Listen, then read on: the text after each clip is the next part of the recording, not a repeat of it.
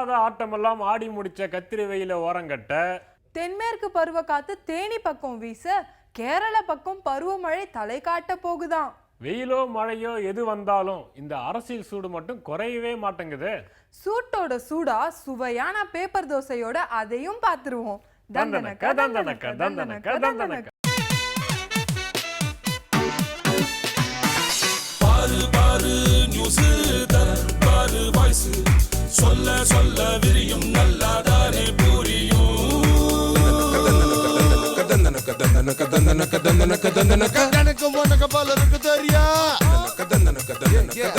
நல்ல செய்தி கொள்ளை செய்தி கொலை செய்தி கொள்ளை செய்தி நாட்டு செய்தி வீட்டு செய்தி நாலாபுரம் நடக்கும் செய்தி. கொத்தமல்லி வாசம் என்ன ஏது நீ பாரு.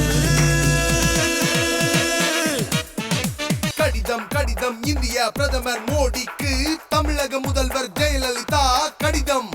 ஆப்கானில் கடத்தப்பட்ட பாதிரியாரை மீட்க பிரதமர் தலையிட வேண்டும். தமிழக முதல்வர் கோரிக்கை. கடிதம் கடிதம் இன்னொரு கடிதம் மத்திய தகவல் தொடர்பு அமைச்சருக்கு முதல்வர் கடிதம். அரசு கேபிளுக்கு டிஜிட்டல் உரிமம் உடனே வழங்க கோரிக்கை. மக்களவை தேர்தலில் தோற்றது எப்படி? வட்டம் மாவட்டம் ஒன்றிய அளவில் கட்சியை வளர்க்க என்னென்ன செய்யலாம்? 6 பேரு பரிந்துரை குழு திமுகவில் அறிவிப்பு. ஆலோசனை ஆலோசனை மத்திய அமைச்சர்கள் இல்லாமல் அரசு துறை செயலாளர்களுடன் பிரதமர் மோடி நேரடியாய் ஆலோசனை.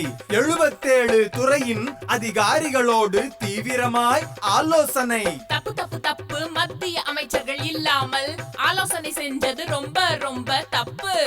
அதிகாரம் இல்லாத அமைச்சரவை என காங்கிரஸ் குற்றச்சாட்டு. நெருங்குது நெருங்குது பருவமழை, வெயிலின் தாக்கத்தை குறைக்க பூமியின் சூட்டை தணிக்க பருவமழை துவங்குது. தென்மேற்கு பருவமழை கேரள பக்கம் துவங்க வாய்ப்பு, வானிலை மையம் அறிவிப்பு. சூப்பரான செய்தி, நம்ம செய்தி. சுற்றுச்சூழல் பாதுகாவலர்களாக இந்திய மக்கள் இருக்க வேண்டும் என்றும் பூமியை சுத்தமாகவும் பாதுகாப்பாகவும் வைக்க வேண்டும் என்றும் இந்திய பிரதமர் மோடி சுற்றுச்சூழல் தின செய்தி கூறியதாக இயற்கையை காக்க போராடுகிறார் நமது உயிர் காக்கும் செய்தியாளர். முதல்வர் ஜெயலலிதாவை அவதூறாக பேசியதாக தொடுத்த வழக்கில் அடுத்த மாதம் 4ஆம் தேதி மருத்துவர் ராமதாஸ் ஆஜராக வேண்டும் என்றும் அடுத்த மாதம் 18ஆம் தேதி விஜயகாந்த் விவகாரத்தை விசாரித்துக் கொள்ளலாம் என்றும் விழுப்புரம் நீதிமன்றம் தனித்தனியாக கூறிவிட்டதாக கோர்ட் நிலவரங்களை தட்டிவிட்டுள்ளார் நமது கருப்பு கோட்டு செய்தியாளர். மக்களவையின் துணை சபாநாயகர் பதவிக்கு தேர்வாக அதிமுகவின் தம்பிதுரைக்கு பிரகாசமான வாய்ப்பு காத்திருப்பதாக அரசல் புரசல் செய்திகளை கிசுகிசுக்கிறார் நமது நாடாளுமன்ற புலனாய்வு செய்தியாளர்.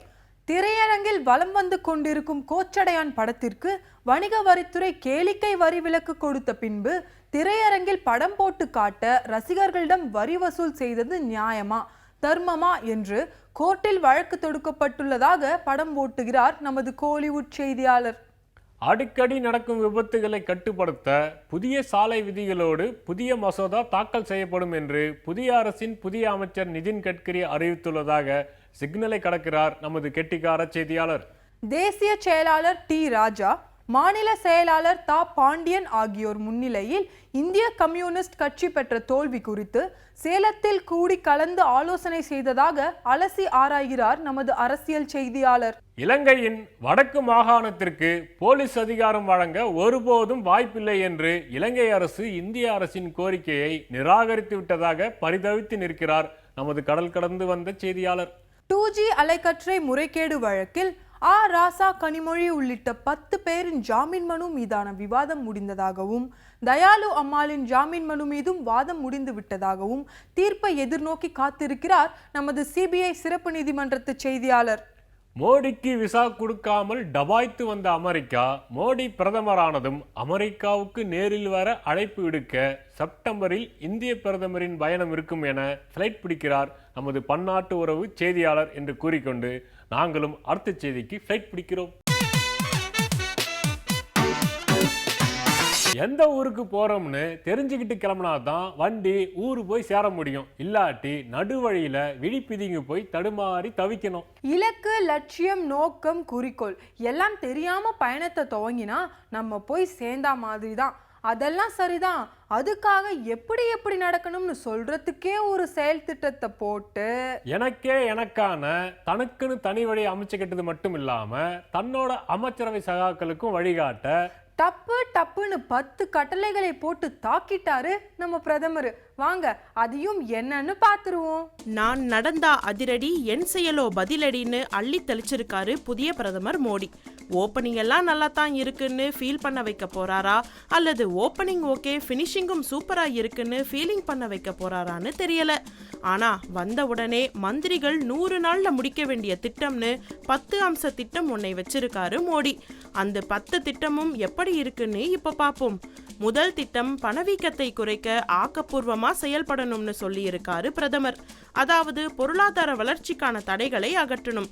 2வது திட்டம் கல்வி, சுகாதாரம், எரிசக்தி திட்டங்களுக்கு முன்னுரிமை தரணும். 3வது திட்டம் அந்நிய முதலீடுகளை ஈர்த்து இந்தியாவோட பொருளாதாரத்தை உயர்த்துறது. 4வது திட்டம் அதுதாங்க நச்சு திட்டம். அரசாங்கம்ங்கிறது வெறுமனே ஃபைல்களை நகர்த்துற நிர்வாகமா மட்டும் இருக்கக்கூடாது, அது மக்கள் நலனை கவனத்துல எடுத்துக்கணும். 5வது திட்டம் எந்த ஒரு திட்டமா இருந்தாலும் அதை சூட்டா முடிக்கணுமே தவிர லேட் ஆகிடக்கூடாது. 6வது திட்டம் நீடித்த நிலையான கொள்கைகளை வகுக்கிறதுக்கு மத்திய அமைச்சர்கள் ஒத்துமையா இருந்து ஒத்துழைப்பு தரணும். 7வது திட்டம் அரசாங்கத்தோட செயல்பாடுகள் எல்லாத்துக்கும் தெரிகிற மாதிரி ஓப்பனா இருக்கணும். 8வது திட்டம் எல்லா அமைச்சகங்களையும் இணைக்கிற மாதிரியான ஒரு சூப்பர் பிளான் பண்ணணும். 9வது திட்டம் அரசு அதிகாரிகள் பயப்படாம வேலை பார்க்கறதுக்கான சூழலை உருவாக்கணும். கடைசியா 10வது திட்டம் ஒவ்வொரு மினிஸ்டரும் 100 நாட்கள்ல செய்யக்கூடிய பணிகளை பிளான் பண்ணணும். 100வது நாள்ல மோடி கிட்ட அதை பத்தின அறிக்கையை கொடுக்கணும். இப்படி 10 திட்டமும் பார்க்க, படிக்க, கேட்க நல்லா தான் இருக்கு. அது நடைமுறைக்கு வருமா இல்ல வழக்கம் போல ஏட்டு சுரைக்காயான்னு போகத்தானே தெரியும். ஆட்சி அதிகாரத்தில் உட்கார்ந்த மத்திய அரசு தன்னோட நோக்கம், குறிக்கோள், திட்டம், அறிவிப்பு எதையும் இன்னும் முழுசா அறிவிக்க ஆரம்பிக்கல. அதுக்குள்ள எதிர்கட்சிக்காரங்க மாறி பாய ஆரம்பிச்சுட்டாங்க. அது மட்டும் இல்லைங்க, அந்த கட்சிக்காரங்க இந்த கட்சிக்காரங்களை குறை சொல்ல, இந்த கட்சிக்காரங்க அந்த கட்சிக்காரங்களை குறை சொல்ல. நாட்டு நடப்புல ஏகப்பட்ட வில்லங்கம் வண்டி கட்டி வந்துகிட்டு இருக்கு. வாங்க போய் பார்த்துட்டு வந்துருவோம்.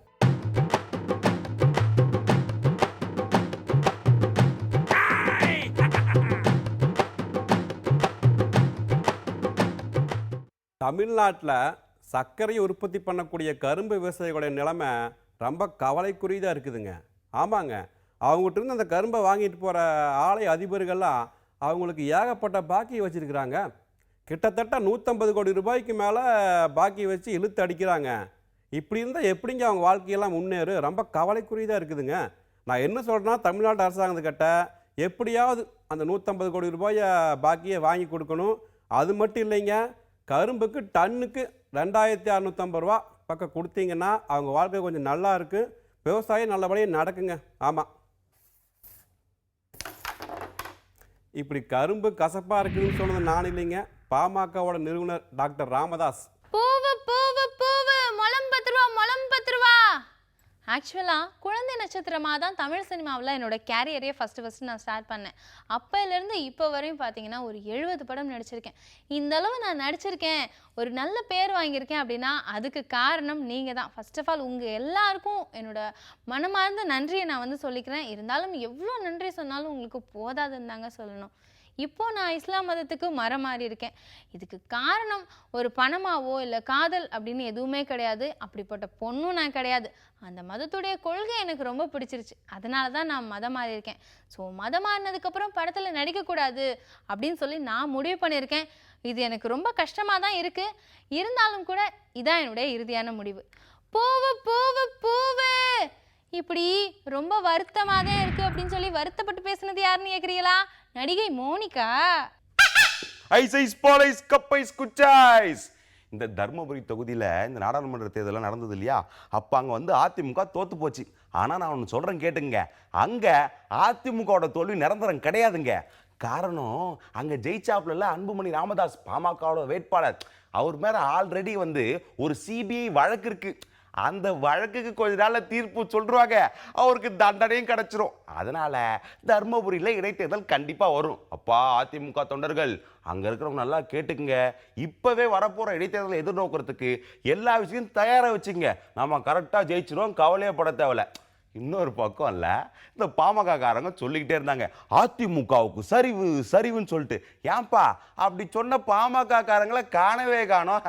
அதுதான் அப்பவே சொன்னாங்க, இந்த ஜாதி மதம் அதெல்லாம் நம்பி அரசியல் பண்ணா அரசியல நிலைக்க முடியாதுப்பா. ஐசைஸ் இந்த மாதிரி ஜக்கம்மா சொல்றா தர்மபுரி தொகுதியில் இடைத்தேர்தல்னு சொல்றா அப்படின்னு ஜோசியம் சொன்னது நான் இல்லைங்க, பண்ருட்டி ராமச்சந்திரன். ஐசைஸ் பாலிஸ் கப்பைஸ் குச்சாய்ஸ். சில்லறை வர்த்தகத்திலங்க அந்நிய முதலீட்டை தமிழ்நாட்டில் நடைமுறைப்படுத்த மாட்டோம் அப்படின்னு முதல்வர் வந்து தெரிவிச்சிருக்காங்க. இந்த சூழ்நிலையில் அந்த வால்மார்ட் நிறுவனம் பாருங்க, அவங்களோட பணிகள்லாம் வந்து சிறப்பாக இங்கே செஞ்சிட்டு இருக்காங்க, அதுக்கு பிளான் பண்ணிட்டு இருக்காங்கன்னு செய்தி அடிபடுது. இதை ஏன் சொல்றேன்னா, இந்த வானவரம் இருக்கு பாருங்க, அங்கே வால்மார்ட் நிறுவனம் ஒரு 7 ஏக்கரில் வணிக வளாகமும் இந்த அண்ணா நகரில் அவங்களோட மார்க்கெட்டிங் ஆஃபீஸும் தொடங்கி அந்த மற்ற விஷயங்களை பண்ணிட்டு இருக்காங்களாம். இதை மாதிரி பேசிக்கிறாங்க. இது மட்டும் இல்லாமல் இந்த சின்ன சின்ன மளிகை கடைக்காரங்கள்லாம் போய் பார்த்து நீங்கள் எங்கள் இதில் மெம்பர் ஆகிக்குங்க, நாங்கள் உங்களுக்கு குறைஞ்ச விலையில் பொருட்கள்லாம் தர்றோம் அப்படின்னு சொல்லி அவங்கள சேர்க்கறதுக்கு கேன்வாஸும் பண்ணிட்டு இருக்காங்களாம். இந்த செய்தி உண்மையானு தெரிஞ்சுக்கிட்டு இது மேலே தக்க நடவடிக்கை எடுக்கும்னு தமிழ்நாடு அரசை நம்புகிறேன். பார்ப்போம். அண்ணாச்சி, தக்க நடவடிக்கை தமிழ்நாடு அரசு எடுக்கும் நம்புனது நான் இல்லைங்க, திமுக தலைவர் கருணாநிதி இருக்காங்களா, அவங்க தான். முல்லைப்பூ மல்லிப்பூ ஜாதிப்பூ பூ வாங்கலையோ பூவு. ஆக்சுவலி இந்த கல்யாணத்துக்கு பத்திரிக்கைக்காரங்களான நீங்கள் தான் காரணம்னே சொல்லுவேன். ஏன்னா எங்களை பற்றி அவ்வளோ எழுதியிருக்கீங்க. ஸ்டார்டிங்கில் நானும் அமலாபாலும் லவ்வே பண்ணலைங்க, ஃப்ரெண்டாக தான் பழகணும். ஆனால் நீங்கள் இது ஃப்ரெண்ட்ஷிப் இல்லை லவ் அப்படின்னு சொல்லி நீங்கள் ஏகப்பட்ட கிசுகிசு எழுதுனீங்க பாருங்கள். அதுக்கப்புறம் தான் நாங்கள் லவ் பண்ணவே ஆரம்பித்தோம். ஸோ அதனால் ஃபஸ்ட்டு உங்களுக்கு தான் தேங்க்ஸ் சொல்லணும். பூவு பூவு பூவு. ஆட இப்படி வெக்கப்பட்டுக்கிட்டே பேசுனது யாருன்னு கேட்குறீங்களா? அதாங்க அமலாபாலை கல்யாணம் பண்ணிக்க போகிறாங்களே டைரக்டர் ஏஎல் விஜய், அவங்கதான். பேச்சுரிமை, எழுத்துரிமை, கருத்துரிமை, ஓட்டுரிமைன்னு ஒவ்வொரு உரிமையா போராடி வாங்கின பெண்ணினத்திற்கு முழு சுதந்திரம் இன்னும் கிடைச்ச பாடு இல்லை. இருபால் சமநிதிக்காக உலகமே போராடிக்கிட்டு இருக்க அங்கங்க நடக்கிற பாலியல் வன்கொடுமைகள் மேலும் மேலும் பெண்களை அடக்கி ஒடுக்கிறதா தான் அமைஞ்சு போயிருது. ஒரு பொண்ணோட பாதிப்பு தலைநகர் டெல்லியில சட்டசபை தேர்தலையே புரட்டி போட்டது. இப்போ உத்தரப்பிரதேசத்து மத்தியில நடந்த அடுத்தடுத்த பாலியல் வன்கொடுமை, அதுக்கு பதில் சொல்லும் முதல்வரோட எகத்தாளமான பேச்சு, இது எல்லாம் சேர்ந்து ஆளும் கட்சியோட நாற்காலியை ஆட்டம் காண வச்சிருக்கான். அதாங்க இன்றைய கேலி சித்திரம் கார்ட்டூன்.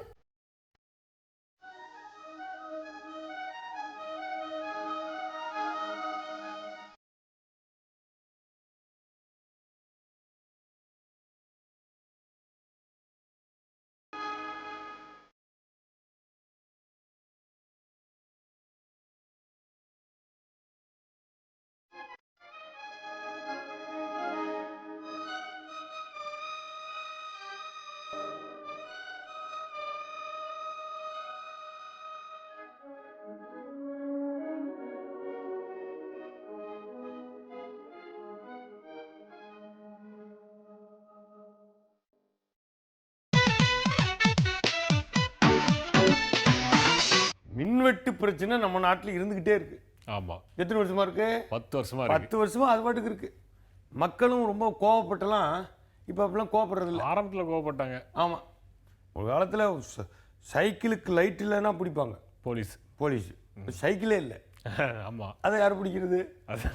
அது சைக்கிளே இல்லை, ஆனாலும் போச்சு. ஆமா, லைட்டு ரொம்ப இதாக இருக்கும். இப்போ லைட் இல்லாதப்போ கூட இவ்வளோ குற்றம் நடக்கலை. எங்கே பார்த்தாலும் தெரு லைட்டுங்கிற அப்போ தான் குற்றம் நடக்குது. வெளிச்சத்தில் கிளியராக பார்த்து அடிச்சுட்டு போயிடறான், அப்படி நடக்குது. இப்போ மின்வெட்டில் நம்ம ஆளும் பழகிட்டான். எப்படின்னா மின்வெட்டு கரண்ட் இல்லை, அதுக்கு ஒரு இன்வெர்டர் போடணும். ஆமாம், அப்புறம் இன்வெர்டருக்கு சப்ளை வேணும்ல, ஆமாம், அதுக்கு ஒரு ஜென்ரேட்டரை போடுறான்ட்டான். இன்வெர்டர் போட்டு பார்த்தாலே அதுக்கு ஒரு ஜென்ரேட்டர் போடணும். அது அன்னைக்கு ரொம்ப துணியை துவைச்சு மொட்டை மாடி மேலே கரண்ட் கம்பி போகுது, அதில் காய போட்டுக்கிட்டு இருக்கு. பக்கத்து விட்ட கையா சாக்கடிக்க போது நீங்குது. இந்த அக்கா சொல்லுது 3 மணி நேரம் கரண்ட் வர, அதுக்குள்ளே காஞ்சிடும், துணி எடுத்துருவேங்குது. நம்மளால் பழகிட்டான். அவங்க மறந்துட்டு சில நாளைக்கு இந்த 3 to 6 ரெகுலர் ஆஃப் பண்ணுவான். அதை விட ஒன்று போடுவாங்க பாருங்க, இந்த பராமரிப்புக்காக வாரத்தில் ஒரு நாள் ஆஃப் பண்ணுவான். மின்தடை எனக்கு இது புரியவே மாட்டேது. வராத கரண்ட்டுக்கு என்ன பராமரிப்பு இருக்குன்னு எனக்கு புரியல. கரண்ட்டே வரல, அதில் என்ன பராமரிப்பு இருக்குன்னு எனக்கும் தெரியல. அது பண்ணுறாங்கன்னு வச்சுக்கோங்க. சில நாளைக்கு 3 to 6 ஆஃப் பண்ணுவோன்னு வச்சுக்காங்க. சில அவன் மறந்துட்டு 3:15 வரையும் ஆஃப் பண்ண மாட்டான், ஆஃப் பண்ணாமல் இருப்பான். இவன் நம்மால் டென்ஷன் ஆயிடுறான். இன்னும் ஆஃப் ஆகிருக்கும், கரெக்டாக 3 மணிக்கு எங்கள் ஏரியாவில் கட் ஆயிருமே. இவனே ஃபோனை போட்டு சொல்லிடுவான் போல இருக்கு, மறந்துட்டீங்க என்ன ஆஃப் பண்ணியிருக்கேன், இல்லை அட்டாக் வந்துடும், நீங்கள் வாட்டுக்கு இப்படியெல்லாம் இருக்காதீங்க. உடனே இப்போ வரலைன்னா கவலைப்படல, போகலைன்னா கவலைப்படுறான். ஆமாம், மின்வெட்டு பெரிய பிரச்சனையாக இருக்குது. அதை உற்பத்தி பண்ணுறதுக்கு அதை பண்ணுறதுக்கு ஆள் இல்லாமல் இந்த தேர்தல் வந்துட்டா கிளம்பிடுறாங்க. துண்டுகளை போட்டுக்கிட்டு மைக்கை பிடிச்சிக்கிட்டு படுத்துகிற பாடு மக்கள் அனுபவிக்கிறதுன்னு முடிவு பண்ணிட்டான். இவங்க சும்மா இருக்குதில்ல, அவர்கள் தான் மின்சாரத்தை பிடித்து வைத்திருந்தார்கள். இவர் தனியாக இவங்க ஒன்று, அவர்கள் தான் அதை கரண்டை பிடுங்கி எங்கேயோ சொருகி விட்டார்கள், அதை அங்கே அனுப்பிவிட்டார்கள். ஆமாம், இவங்களுக்கு கேட்டால், அவங்க மத்திய அரசில் கேட்டால் உங்களுக்கு மின்சாரம் தரலாம், பாதை இல்லைங்கண்ணா. இது என்னன்னு புரிய மாட்டேது. சேட்டலைட்லேருந்து எல்லாத்துக்கும் பாதை இருக்குன்னு, இதுக்கு பாதை இல்லைன்றான். அவன் பாதை இல்லைன்றான், இவங்க பிடுங்கி விட்டுறான்றான். அவன் ஒழிச்சு வச்சுக்கிட்டாங்கிறான். மின்சாரத்தை யார் ஒழிச்சு வச்சுக்க முடியும்? யாருமே பண்ண முடியாது. அதை எதுவும் வச்சுக்க முடியுமா? அது போயிடும். அப்படியெல்லாம் இப்போ வச்சுக்க முடியும்னா மின்னல்லேருந்து எடுக்கலாமே மின்சாரம். அப்படியெல்லாம் இன்னும் சில பேர் இந்த மின்சாரத்தை தமிழ்நாட்டில் நான் வந்து மின்வெட்டை தவிர்ப்பதற்கான திட்டம் நான் வைத்திருக்கிறேன், யாரிடமும் சொல்ல மாட்டேன். என்ன சொல்லாமல் வச்சிருக்க என்ன? அது என்ன அமெரிக்க உளவு ஸ்தாபன அறிக்கையா? அதையே விக்கிலீக்ஸில் வெளியிட்டுறான். இவரு அதை விட பெரிய இதை வச்சுருக்காங்களாம். ஒவ்வொருத்தரும் திட்டம் வச்சுருக்கங்கிறது, அதை நான் அங்கே கொடுக்க மாட்டேங்கிறது. அவங்க வந்தால் அவங்களால தான் மின்வெட்டு தடை, இவங்க வந்தோடனே இவங்களால தான் மின்வெட்டு தடைன்னு ஆளு மாற்றி ஆளு இதே பல்லவி பாடுறதான் நடக்குது. இவங்க எல்லாரும் வந்தா மின்வெட்டை போய்க்கிடுவோம், மின்சாரத்தை கொடுப்போங்கிறாங்களே, அப்போ எங்கே வச்சிருப்பாங்க? அதானே ஒழிச்சுட்டு அவங்க வீட்டுக்குள்ள வச்சிருக்காங்க. நாங்கள் வந்தால் எடுத்து வெளியே கொடுப்போங்கிற மாதிரி இவ்வளவு மின்வெட்டு இருக்குல்ல. ஆனால் இந்த பிரச்சாரத்துக்கு தலைவர்கள் போகணும், ஜொலிக்குது அப்படியே லைட்டு ஜெகஜோதியா மேக்கப் போட்டு. பிரச்சாரத்துக்கு வந்து தடையில்லா மின்சாரம். எங்க மின்சாரம் இருக்குன்னா உண்மையாக இருக்க இடத்த சொன்னா கண்டுபிடிச்சு கொடுத்துருவாங்களா? ஒரு பக்கம் எங்க இருக்குன்னா, நாங்கள் அந்நிய நாட்டு மூலதனத்தை இங்கே கொண்டு வந்து குவிச்சிட்டோம், கம்பெனிகளை கொண்டு வந்து நாங்கள் தான் செஞ்சோம்னா இல்லை, அவன் ஒப்பந்தம் போடவே சொல்கிறான் 24 மணி நேரம் மின்சாரம் கொடுத்தா வர்றேன். அப்படி 1 மணி நேரம் மின்சாரம் கட்டானுச்சுன்னா அதுக்கு நஷ்டஈடாக கவர்மெண்ட் இவ்வளோ கொடுக்கணும்னு ஒப்பந்தம் போட்டு தான் அவன் உள்ளே வாரான். அவன் வேலை எத்தனை பேர் கொடுக்குறாங்கிறதெல்லாம் அப்புறம் பின்னாடி அதெல்லாம் பெரிய இன்னும் வேற அடுத்த தலைப்புக்கு போகணும். அது இதையே அவனுக்கு ஃபுல்லாக 24 hours மின்சாரத்தை கொடுத்துட்டா மக்களுக்கு என்ன வரும்? நம்மளுக்கு என்ன ப்ரொடக்ஷன் இருக்குது, அதை பார்த்து தானே செய்யணும். ஆமாம், சூரியன்லேருந்து மின்சாரம் எதையாவது செய்ய. ஆமாம், அது சூரிய ஒளி மின்சாரம் தயாரிக்கணும்னா இவங்க தயாரிக்க மாட்டாங்க, அது அந்த கட்சியோட சின்னன்றுவாங்க. ஆமாம், என்ன அவன் ஒன்று தாவரத்துலேருந்து எடுக்கணும்னா இது இந்த கட்சியோட சின்னன்றுவாங்க. எப்படி இன்னும் கிடைக்கிறதுக்கு வாய்ப்பு இல்லை, நமக்கு இருக்கதான். ஆனால் அந்த பேச்சு குறைஞ்சா பரவாயில்ல, நல்லா இருக்கும். நாங்க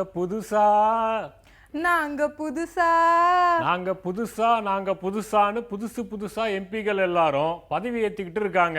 அந்த கேப்ல நாட்டு நடப்புல ஏகப்பட்ட சம்பவங்கள் எகிரி குதிச்சு நடந்துகிட்டே இருக்குது. விதவிதமான செய்திகள் மாநிலத்துல நடந்தாலும் மத்தியில நடந்தாலும் யாருக்கும் பாதிப்பு இல்லாம ஓரஞ்சாரமா நடந்தாலும் ஓடோடி போய் தேடி பிடிச்சு செய்தி எடுத்து நம்ம பேப்பர் தோசையில செய்தியா கொண்டு வரோம். அதையெல்லாம் பார்த்து ரசிக்க நாளைக்கு வரைக்கும் நம்ம புதுயுகத்துல காத்திருங்க. தந்தனக்க தந்தனக்க தந்தனக்க தந்தனக்க.